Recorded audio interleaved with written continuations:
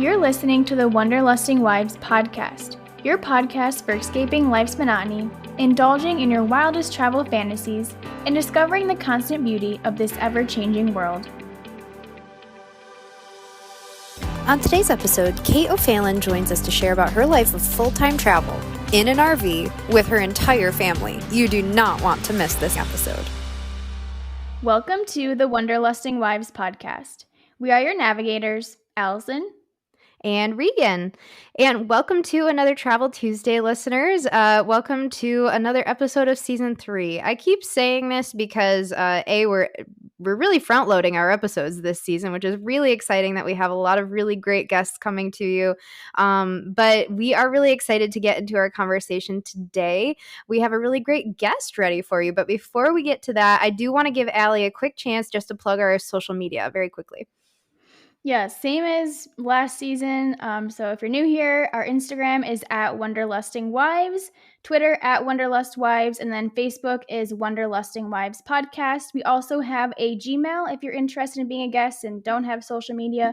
You can email us. That's wanderlustingwives@gmail.com.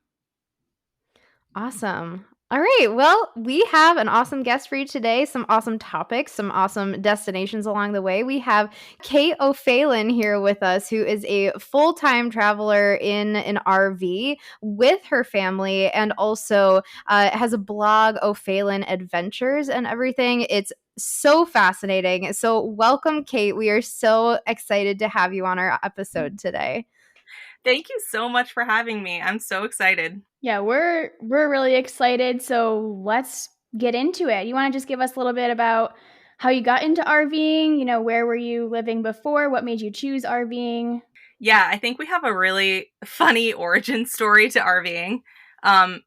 We are from Brooklyn. We left Brooklyn in 2020 when COVID changed everything for all of us, right? And that part is not the part that is funny. That part is very serious. It was a really hard time to be in New York. We had 2 kids, and I was pregnant with our third. And after a few months of being stuck inside, we were like, wow, this would be a really great opportunity. Our lease is up. Our work has gone remote. We're homeschooling. Why are we sitting here when we could be out doing short-term rentals and seeing some of the country? So we actually started using monthly Airbnbs. We did about 1.5 years of that. And after that, I had really started to feel like I wanted my own space and my own home again, but we were still really loving traveling. So I was like, the RV life is the perfect compromise. And I had to push my husband really hard. He was deeply hesitant because we had no idea how to RV. We had never been in an RV. We had never towed anything. We didn't even own a car for 10 whole years. So I had to push him really hard. One of the ways that I tell people a good way to get used to RVing or try it out is that you can rent them on Airbnb. So we actually stayed in one outside of Glacier National Park overnight. And that was really what pushed him to be like, wow, this is really comfortable. Wow, we really fit in here. It's cozy. It's a home. And so after that, he was all in. So we bought this RV in 2022. We bought what we could afford to pay cash for, which was an older RV. And then I gutted it to the studs because I really wanted to make it a home that felt safe and relaxing for all of us. And so we spent 6 months renovating it. And now it's absolutely gorgeous. And people are always shocked because it's a 2007. And again, we had no idea what we were doing when we decided to renovate. We had no idea how to tow something that is 37 feet long. The first time that we hooked it up to the truck, it took us 2 hours. Oh my gosh. And we could not figure out what was wrong. I was like, it looks like it should be hooking up. The hitch is in the right spot. The kingpin is in the right spot. They look like they should be going together, and it just would not. And I was like in the parking lot trying to watch YouTube videos to be like, what are we doing wrong? Oh my gosh. So we definitely were green when we started. We've been living in the RV for almost 2 years now, and we've been traveling for almost 4 years. So It's been a real adventure, especially for people who left New York for the summer, as I say. That is pretty crazy how like COVID just kind of opened up what was possible. You know, it was a really sad time, a really tragic time for not only our country but our entire world. It was. And Allie and I have definitely talked about this before of like how it was interesting that while tragedy was happening all around us, it almost opened up new ideas of possibilities for what life could look like. So that's kind of incredible that you kind of just took your family and said we're gonna do this. So going from Brooklyn to Airbnbs and then to an RV, what was that transition like? Like that transition of the home itself? It was wild. I will not lie to you. Um, it was just such a radical shift from the way we had been living. And we loved our life. And I never want to make people feel like living in New York was sad in any way because we loved it. But it was totally different to go. First, we started living in houses that had these huge backyards, and our kids could ride their bikes down the street at any point. Like we had to buy bikes for the kids. Like we didn't have any of that traditional, I would say like suburban outdoor family gear. We had to get all of that. And so that was really interesting, but it felt so good to have that space, especially during COVID when, we were social distancing and we hadn't been outside in the sunlight for a very long time. That transition felt really good. And learning to be outdoorsy people was a massive transition for us, but one that also felt really good. And I would say moving into the RV has only deepened that transition for us. We started out last year when we first moved into the RV. We felt like there was enough that we were trying to figure out at the time that we were mostly just staying in RV parks. And to me, that felt like it was not that big of a transition from home or apartment living. Just felt like living in a tiny home community with really friendly neighbors, and kids playing on the street all the time. It felt like sort of a throwback to a different time when kids could just go outside and play with other kids that they had met. And then this year we decided to add solar panels to the roof of our RV. So now we can be off grid indefinitely. That's so fun. Another transition because now instead of having hookups all the time, we're doing a lot of camping on public land. And so in many ways, that's amazing. I would say it has even further deepened how outdoorsy we've become. We really our previous selves just would not recognize us. I feel like we're so much more in tune with nature and just living outdoors, really. Living off the grid is a thing I never thought I could say about us as New Yorkers. So yeah, we've had a lot of transitions, and I feel like they've given us a chance to really evolve as a family together and individually. I can see things that my kids have learned and grown from throughout all of this. I can really see positive changes in them and in myself, I feel like. Travel can be so educational too. So as you're homeschooling, that's like immersive real world learning right there.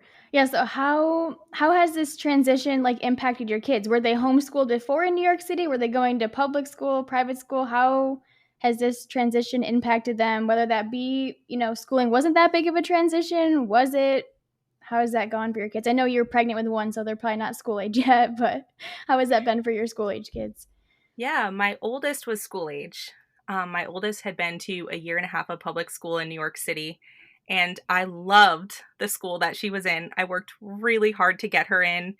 New York City public school is sort of a different beast, and I like to tell people that I worked harder to get her into pre-K than I did to get myself into grad school.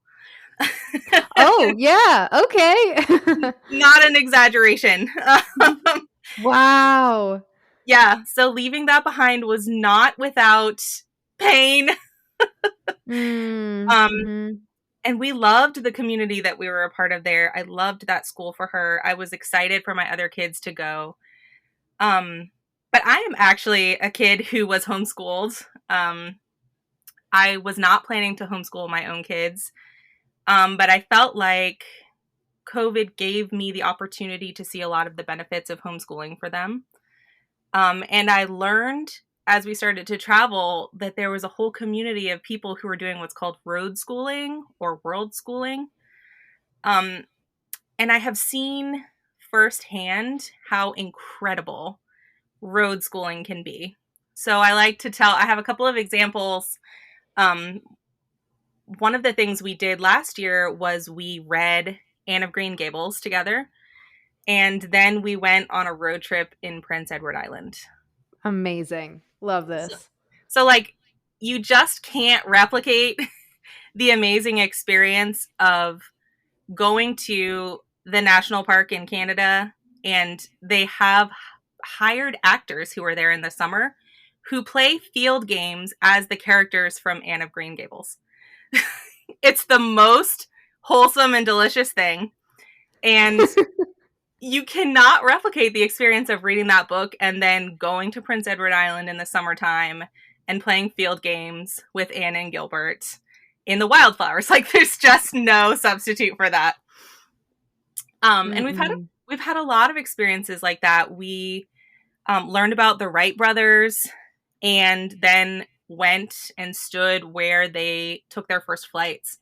And my kids ran the distances of each flight. You know, they had several of these initial flights that were more and less successful. And my kids vividly remember looking at the model of this plane and then standing out on that field and walking the distances to see how they did better each time. And things like this summer, we went to Alaska, and they had previously had somewhat of an appreciation of like the life cycle of a salmon from their nature shows that they watch. But you can't replicate reading about that in books, despite how much we absolutely adore books. But you can't replicate the experience of going to Alaska and watching their life cycle play out in front of you. Like, we got to watch them coming back up the rivers and catch them and cook them and eat them, and then watch them spawn and then die and watch the other wildlife feed off of them. It was just, that kind of hands-on learning has been so exciting to me.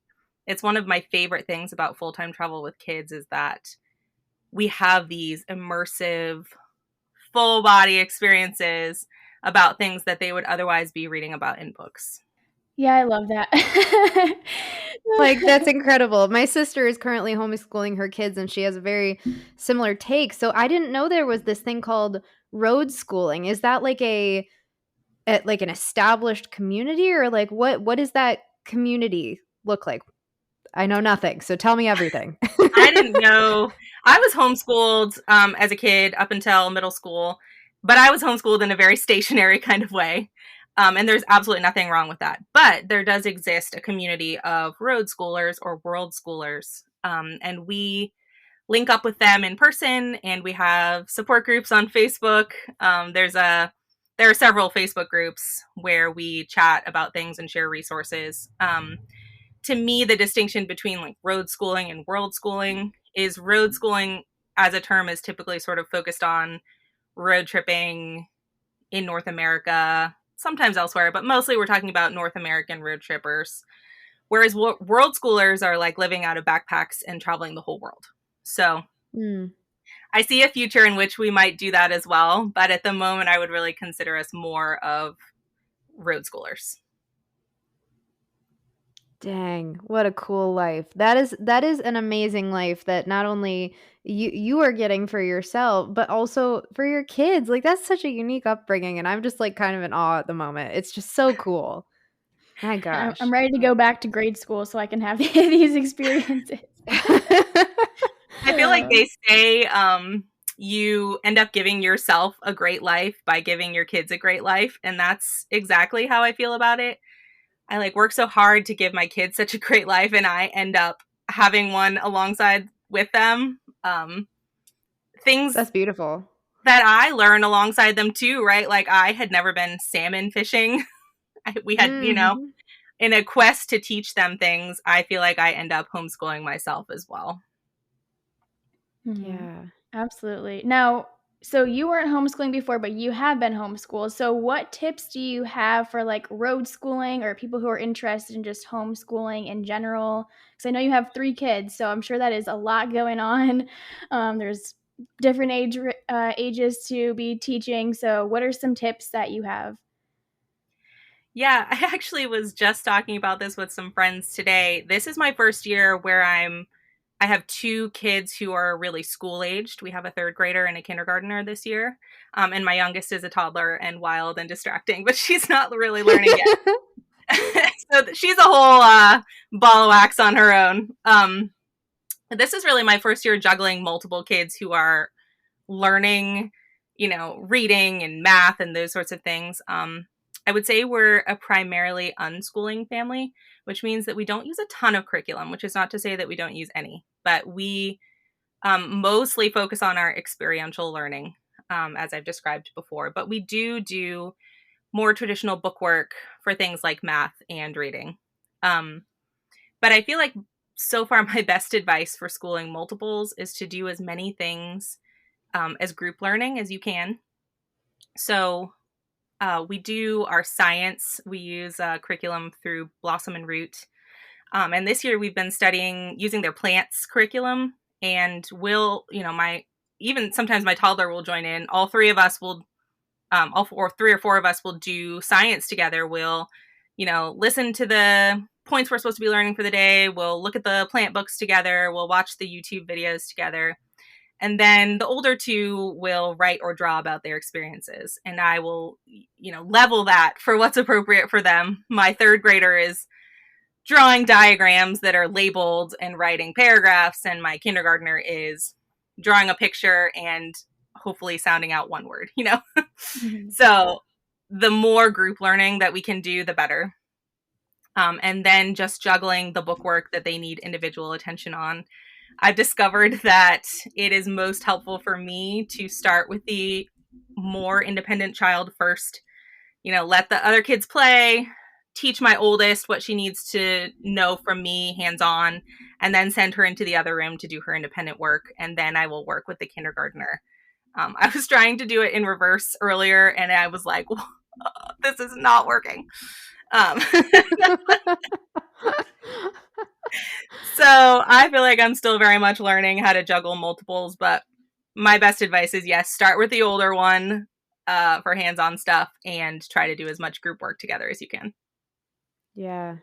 That seems like a good life lesson anyways, but I Yes. I have a question that I realized that we haven't even touched on this yet. Who are you traveling with? I know, I should have introduced my entire family at the beginning. My husband and I, and then we have 3 kids who are now, they just had birthdays. They are now 8, 6, and 3. Happy birthday. Yeah, they all have December birthdays, which makes December so wild. Oh my, yeah, that's a time. Wow. Yeah, I'm still tired. In January. Mm-hmm. Sounds about And right. we also have an almost 2-year-old mini golden doodle named Olive.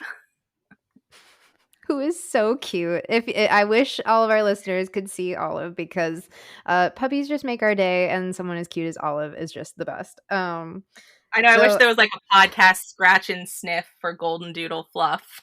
Oh, yes. Oh my gosh, that's brilliant. Kate, you and we're going to take our golden doodles. We're going to make this happen. Okay, got it. We'll chat later about that for sure. So I guess with the family that you're traveling with, how have you noticed the bond of your family has maybe fluctuated, changed, grown, not grown? How have you witnessed to that? Yeah, I feel like that's one of the greatest gifts of full-time travel for me, and I hear that a lot from other full-time travel families, is that before in Brooklyn, not that we weren't close, but we were always going in opposite directions. We were getting up in the morning, 7 a.m., 6:30, racing to get out of the house. We had wild commutes where we were dropping kids at different locations. We were both ending up in different locations in Manhattan to work and go to grad school. And then, I would pick the kids up in the afternoon. My husband wouldn't be home until dinner time. He would give them a bath and tuck them in. We'd start again for the next day. And again, we loved our life. There wasn't anything wrong with it. But I will say, as we have spent the past almost 4 years together every single day, I feel like we have built bonds that are so much deeper. And my husband knows the kids in a much more intimate way than he did when he was gone at work all day. I think remote work was the greatest gift of his life, that he gets to watch his kids grow up every day instead of just catching the tail ends of each day and, trying to get through all our errands and things on the weekends. And um, I also feel like as siblings, they are so incredibly close. It's just the most beautiful thing to watch. They support each other so much. They're always like hugging and kissing each other. They're rooting for each other. They truly are like each other's greatest cheerleaders and champions. And I think that's true of a lot of homeschool kids, actually. That's really a fringe benefit of homeschooling, is that you end up with kids who really feel like close teammates instead of kids who are spending more time apart. And I am so grateful to see these really strong foundations that they're building. And I know that whatever we choose to do in the future, we may not homeschool forever. I really don't know. But I feel like we have built bonds that will just carry them throughout their whole lives. And I feel confident that even when my husband and I are not here anymore, I know that they are going to be like each other's greatest supporters and teammates. And that feels really good to me. Oh, get the Kleenexes. Chills. I got the chills. Oh my God. Gosh, that's yeah, like emotional. And that, like, I can't imagine how that feels as a mom to watch that happen, to watch your family solidify. And like 10 years ago, it sounds like you didn't even think that this would even be possible, which is just, oh, man, it's just so cool. So we've talked a lot about like the road schooling and your family and all of that, and it's life in an RV, everything. I really want to get to now some of the more like destination focused. So like when you are traveling, how do you decide, oh, we're going to go here next? Or what does that look like? I feel like that too has really evolved as we have traveled and really lengthened the amount of time that we were planning on doing this. And I think that's really common for other full-time travel families too. When you start out, a lot of people don't know, like, how long are we going to do this? It might be sort of short term. We certainly were planning that way. And so we had a lot of bucket list items that we wanted to check off early on. So the first full year that we did this, we like crisscrossed the country twice. We hit all the big national parks. We were really in like check off that bucket list mode. And it was such an incredible year. But as our time as travelers has lengthened, our philosophy on how we want to spend our time has really shifted. And not that we don't still have bucket list items, but I feel like what we're prioritizing is changing. We still want to do those bucket list items. Like we spent the summer in Alaska, and that was an absolute bucket list item. It was also state number 49 for us. And we were really trying to get to 50 states. But I feel like one of my greatest lessons of having the gift of all this time to travel is just that we get to slow down and appreciate places in such a deeper way. So like we've been in Arizona on and off for a couple of months now, whereas before we only spent a few weeks here and then like powered on through.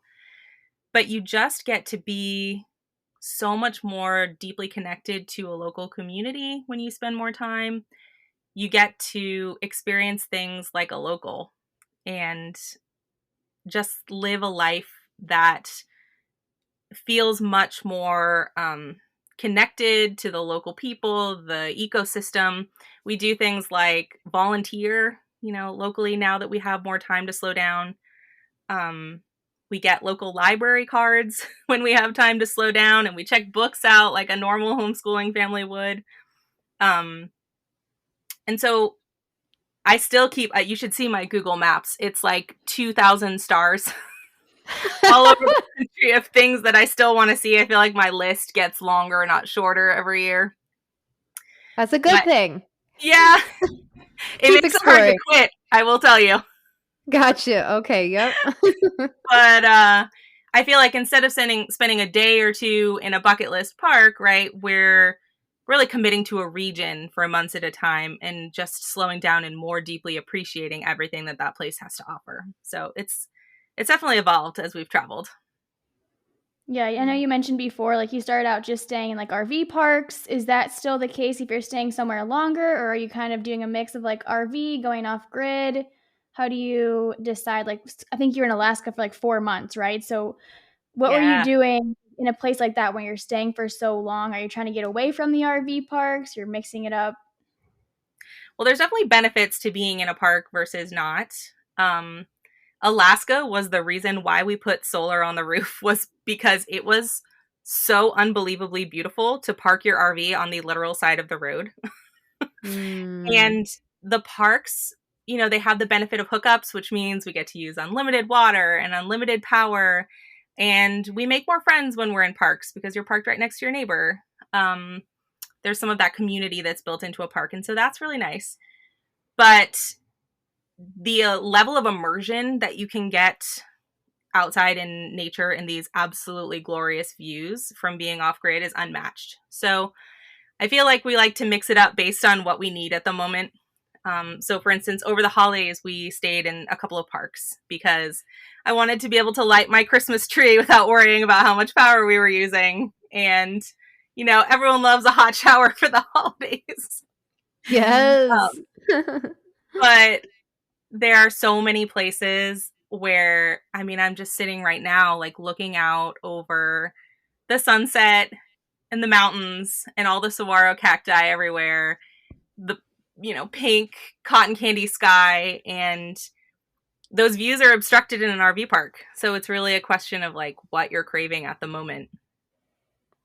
Yeah. I'm just thinking about one of our favorite places that we love to talk about is Iceland. And so many people go over there and that's what they do. They like have the van that I don't know what they call them. Are they just camper vans or something Yeah, like like a that? But camper anyways, van.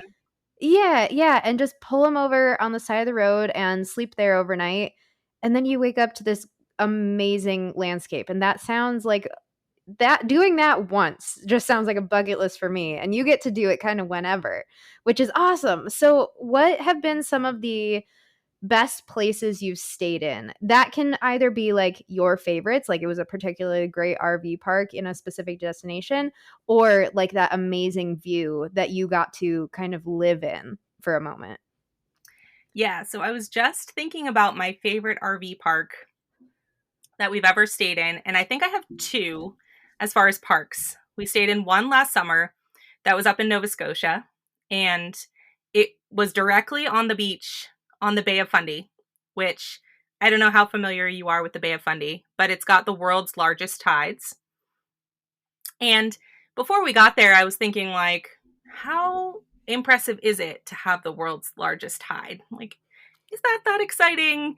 Am I going to be blown away by the world's largest tide? I don't know. I love a good tide, but how much does a tide differ from another tide?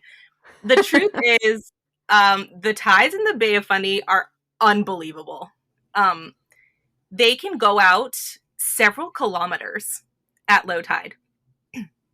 The tidal difference can be up to like 70, 80 feet in depth. Like they are unbelievably dramatic. And so What? this park we stayed at was like right on the edge of the beach. And so you got to watch this absolutely unbelievable natural phenomenon right from your spot, which was so cool. Um, and then the other park that I really loved, we stayed in recently, was Lost Dutchman State Park in Apache Junction, right outside of Phoenix. And that too was just a breathtaking view of the Superstition Mountains directly from your couch. You're just watching these red mountains at sunset with all the cacti, just breathtaking. You can hike literally from the campground. One of the best hikes in Arizona starts at the campground. It's so convenient because you don't have to like drive to the trailhead, drive back when you're super tired and have cranky kids. It was so nice. So those are I think those are my two best campgrounds from the past couple of years. But as far as best places to stay, like, you cannot beat being off grid and on public lands. I really have come to appreciate the beauty of public land. As a result of RV ownership, I honestly just had very little awareness of it before outside of the big national parks. But there's so much BLM land, national forest land, all kinds of public land where you can just pull in and park your RV and, you know, have an amazing backyard. And I would have to say that my favorite off-grid sites are probably all in Utah and Alaska so far. Utah has the most unreal landscapes and so much room for being off-grid. We stayed in Valley of the Gods, Utah recently, which is near Monument Valley, and it literally looks like a national park right from your couch again. And then the views in Alaska, like multiple times, parked our RV and just watched the sunset over a glacier, which cannot be beat. No, it like I can picture at least 5 beautiful things I've seen in my life right now, and it sounds like this even tops that. So now, thank you. This is on my bucket list now. I'm trying to convince everyone that they should go to Alaska, so mission accomplished. Yes, absolutely. Oh my gosh. Yeah, Alaska's so tough to get to too. And that's an understatement. Not really. Not like, I mean, yeah, definitely. So it's like to be able to go there for several months and really enjoy it and learn it and observe it. Like that's just incredible. So Alaska sounds like it was one of your favorite states. What are some of your other states that have stood out to you? We really loved the coast of Oregon. I was very surprised by how much I loved it there. I've never been like a beach kind of girl. So I'm always like, yeah, I mean, the beach is nice, but the coastline in Oregon, wow. Like I loved how many places there were where it's like hike through this secret cave at low tide and then you'll find a waterfall splashing onto the rocks. Like I was like, wow, this feels magic up and down the whole coast. We really loved Oregon. We also love Maine. For someone who's saying they don't love the beaches, I feel like I'm making a liar out of myself. But different kind of beaches. Yeah, I feel like I discovered that I like rocky beaches because sandy beaches are beautiful, but I'm not like a lay on the beach kind of person. I'm a like, let's hike and look at the tide pools and that kind of stuff. And Maine had a lot of that really beautiful beach as well and really uncrowded once you get away from southern Maine. We spent a whole week. Our first destination after we left Brooklyn was we rented this cabin in rural Maine, like almost Canada. Where we could just walk down to this little tiny beach and hunt for sea glass every day. And it was just perfect. But one of the things that I feel about full-time travel is that it really has made me appreciate that there's adventure and beauty everywhere. And I was such a snotty New Yorker in that way before we left. There's so many states that I literally would never have visited just on a weekend trip or as a vacation destination that I've now been like, wow, I really liked this city. Cincinnati was one. We spent a long weekend in Cincinnati and the museums are amazing. We stayed at this really adorable farm right outside the city, like 15 minutes outside the city where the kids pet goats to sleep. And so it was such an interesting experience. And there have been so many places like that I probably would never have made it to if I had only been traveling on the weekends or on our very short vacation days. Mm-hmm. Yeah, it sounds like you've had some incredible experiences. So what's been one of your favorite experiences that you've had, whether that be involving the kids or, you know, just as a whole family? What has been one of your favorite experiences since RV life has started? That is a tricky one. That is hard. Top 3. I feel like we have bucket list experiences so often. My birthday this year in July, I did something which I rarely do, which is leave my entire family at home and go do an excursion that kids are not allowed to go on, which is very unlike me. Normally I'm all about finding all the like really cool family friendly stuff to do, but I really wanted to kayak in this glacial lagoon outside of Seward, Alaska, where you literally kayak in between all the floating icebergs. I really love to kayak, and you cannot get to this location without taking a water taxi. So it's not a thing that you can DIY. And the company that shuttles everyone out there has a rule like you have to be 8 and up. And at that point, none of my kids were 8 and up, and I was desperate to go on this. And my husband was like, "You should. It's your birthday." So I took this kayaking tour, floating in between these like silent, still, slowly floating, deep blue icebergs, like smooth as glass water because it's protected in a glacial lagoon. And there are chunks of glacier that are falling off into the lagoon. It was just, it felt like another world. And that was probably my favorite experience that I did last year. It was so breathtaking and relaxing and adventurous, and I got to do it all by myself and have this experience that just belongs to me now.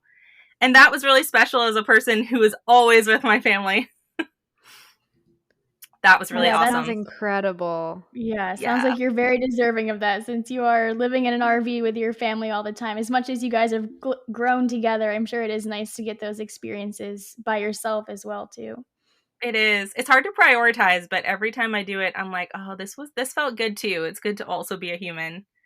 As far as things that we did together, I feel like this was the year when my older 2 kids, the younger one is still mostly being worn on hikes in a carrier, but the older 2 kids really leveled up in how far they were able to hike this year. And so we were able to go from doing 2-3 miles, mostly flat, seeking out those kinds of achievable hikes previously, like really doing hikes that push me at this point. And we did a few of those. We did one in Alaska up to the Harding ice fields, and even the rangers, when we came back down, were like, you did that with the 3 kids. All of you went all the way up. Yes, you did. That's amazing. Oh my gosh. We were so proud of ourselves, and the kids were so proud of themselves. They were like bragging all the way down there, like, we made it all the way to the ice fields. How far did you go? Oh, that is so cute. Oh my God. So we've done a couple of those hikes this year that really pushed even me, and they're finally at a level where they can keep up. And that's really exciting because I could plan an entire other 4 years of hiking, of things that we had to skip because previously we literally had a newborn, or I was like 7 months pregnant. So I'm excited for the like next level of stuff that we get to do going forward. Yeah. Oh my gosh. Wait, so are you going to hike Camelback in Phoenix if they're ready for strenuous? I don't know that my middle one is quite ready for that. We did do, we went into the Superstition Mountains while we were at Lost Dutchman. We didn't make it all the way to the top of Flatiron, but we got 3/4 of the way up there. Good for them. Good for all of you. That's amazing. Yeah. And they're often the only small kids that I see on these trails now. I'm like, we've moved past the point of like casual day hikers, and we're now like outdoorsy, which is just hilarious to me because we're like also the most city art book loving kind of people. And now we're also people who can like really hike. And I love that. Best of both worlds. My gosh. Living your dreams. Ah, I love this. Okay. So, Kate, thank you so much. We do have a couple more minutes, but we want to spend that last couple of minutes doing what we call our travel blitz. And I apologize, I did not brief you for this, but that's kind of the point, is that this section is literally just like, so we've heard from you for about 40 minutes. You've given us so many amazing stories, tips, etc. And we want our listeners to have a moment to hear from you, just like some kind of random, but also some good travel tips, maybe some of your thoughts on travel, things like that, so that if they can identify with you at all as part of this episode, they get a good snapshot of maybe some next steps for them. So I'm being very vague and cryptic in saying all of this, but you'll get it pretty soon. The whole point is that we're going to ask you a question, and it's going to be kind of rapid fire. We're going to say it, and you just say what pops into your head. It doesn't need explanation, just like a quick little answer to the question, and we'll see how it goes. All right. All travel related. Don't worry. We won't throw anything weird at you. All right. Let's get going here. So, Allie, I'll kick us off with our first question, then we can bounce back and forth. All right. So, Kate, the first question is your number one travel tip or hack? Don't be afraid to spend longer in a place than you might think it would be worth it. There is always something cool to do. Literally everywhere you will find stuff to do. Love it. Yeah. The next one, what are your 3 favorite destinations that you've been to? It doesn't have to be like in the US if you travel internationally as well. What are your top 3 favorite destinations? Peru, Paris, and Alaska. Amazing. Allie, y'all share Paris. Amazing. Yes, I do. I love Paris. Okay, next question. Top 3 destinations you haven't been yet but want to go to. Patagonia, Costa Rica, and Vietnam. Ooh, also good ones. Yes.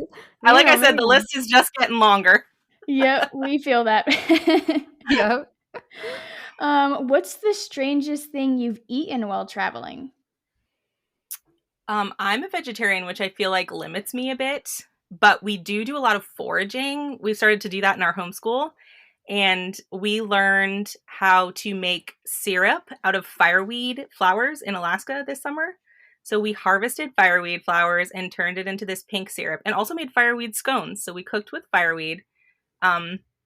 And that's been part of our homeschool as well. Like we did prickly pear syrup in Arizona. We've started to kind of incorporate that aspect into our homeschooling too. So I don't eat what I feel like is the wackiest stuff because I don't eat meat, but I am enjoying making things out of things we can forage in the places we visit.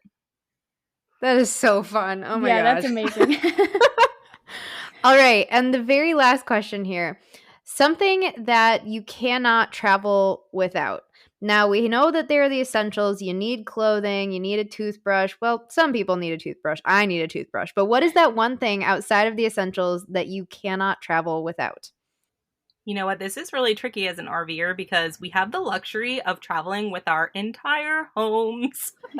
Yes! I feel like I've gotten incredibly spoiled because now it's hard for me to pack in a suitcase.